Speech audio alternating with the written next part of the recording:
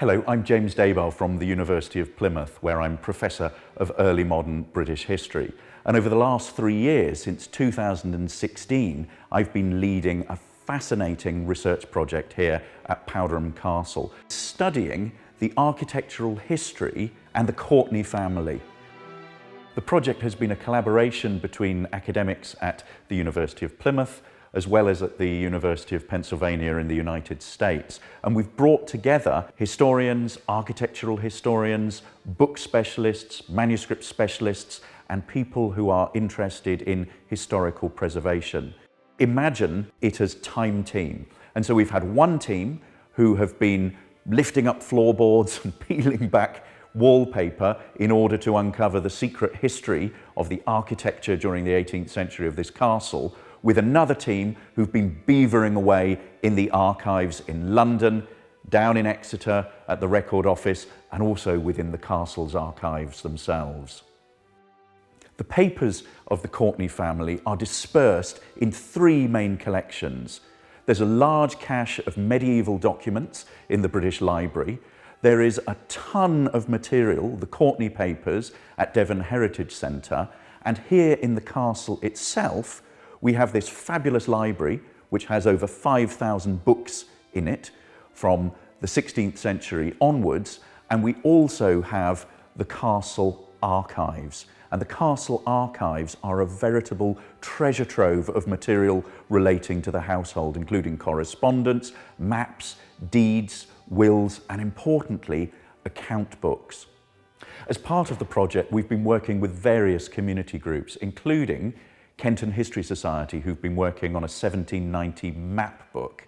We've been working with Devon History Society, who've been beavering away in the archives at Devon Heritage Centre, working on the account books in order to reconstruct spending on the building that was undertaken in the second half of the 18th century and first few decades of the 19th century.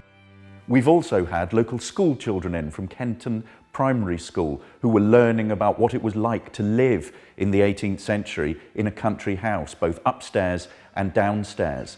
And our research has also fed into the interpretation of this historic house.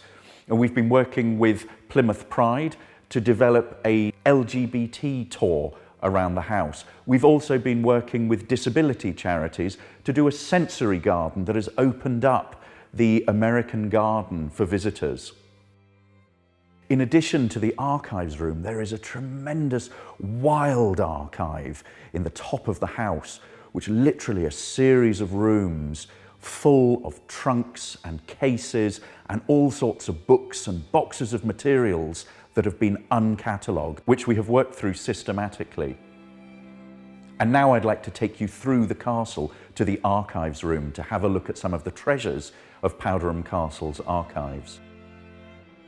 So here we are in Powderham's archives room, surrounded by dozens and dozens of boxes of historical documents that the team has used to reconstruct the history of the castle and the history of the Courtenay family. And I just now want to give you a flavour of some of the gems that we've been working on. I have in front of me here a servant's ledger from 1764, and in it is listed all the names of the various servants who worked in the castle and the various items that were paid to them. So we have here an entry for one Mrs. Jane Harcourt, a young lady's woman, and in 1780, on the 21st of March, she was paid in full to Christmas last £6, 9 shillings and 8.5 pence. This is absolutely fascinating. From this, we get a sense of the ordinary people that worked within the castle. The archives are full of all sorts of important historical documents from the 13th century through to the present day. One of the most remarkable finds that we came across was this wooden box. And if you open it up, it is crammed full of prayer books belonging to the Courtenay family from the 18th century through to the 19th century. And we have a small book here that is inscribed in the front to C.L. Courtenay from Archdeacon Berrens, the 9th of February 1840. And more extraordinary still, we have a couple of finger prayer books. And a little prayer book like this was small enough to just be able to slip into one's top pocket.